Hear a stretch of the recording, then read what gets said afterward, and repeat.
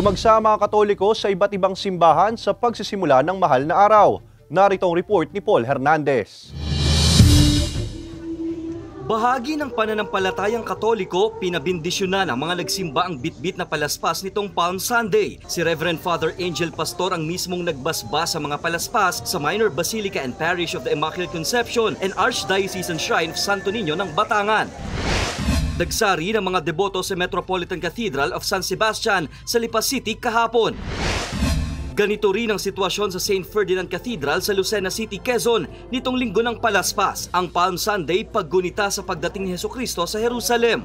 Tanda rin ang pagsisimula ng mahal na araw kung kailan inaalala ang pagpapakasakit, pagkamatay at muling pagkabuhay ni Jesus. Pagbibigay galang sa ating Panginoong Jesucristong namatay ng dahil sa atin. Hindi nila kapagpasalamat at kami lagi nilang gawin. Yun yung ginagamit namin sa bahay, sa altar.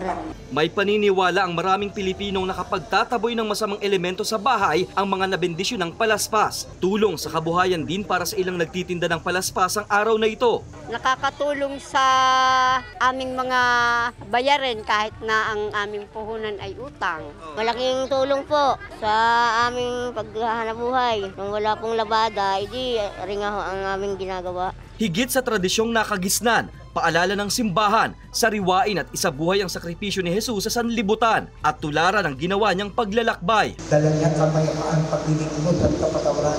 Sana hindi po ang diwa natin at tiyak makakarating tayo ng maluwalhati sa ating tunay na paroroonan. Ngayong Semana Santa, mensahe ng simbahan sa lahat ang pagkakaroon ng buong loob, katapatan at pagpapaubaya sa kapwa.